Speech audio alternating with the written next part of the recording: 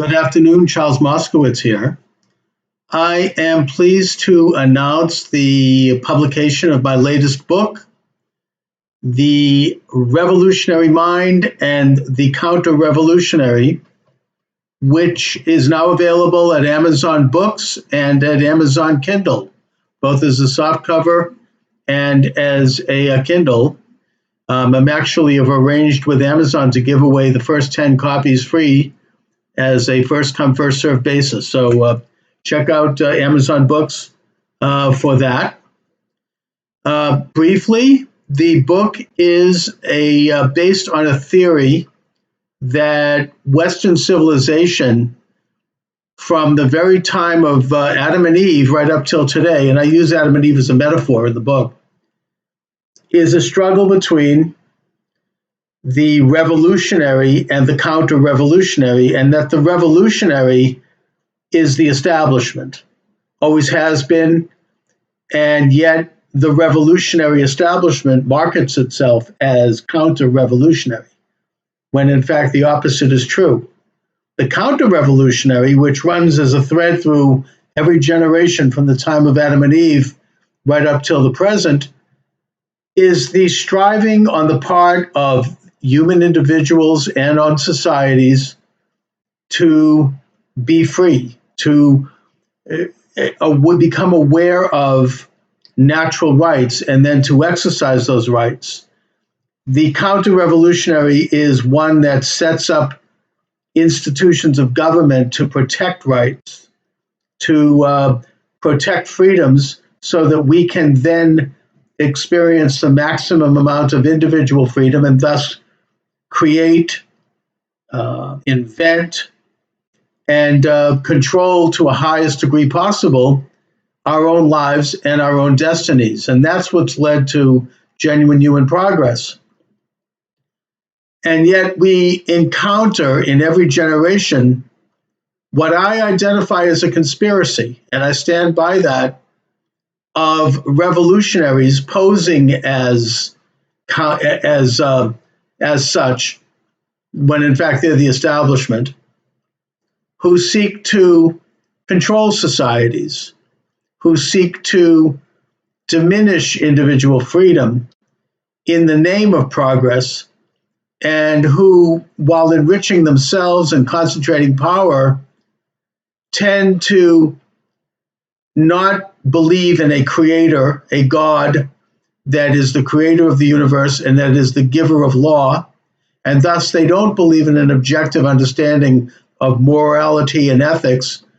but who believe in their own power as elites. They believe in the power of man, and that they believe they have some kind of an entitled right. Where they derive that right is not clear, of course, because it doesn't exist, but they believe they are entitled to control others, to control societies for their own good. And they justify that in their own minds, and in the process, they invent and establish their own moralities to fit their agenda, which is control, and which ultimately is this utopian dream of world control.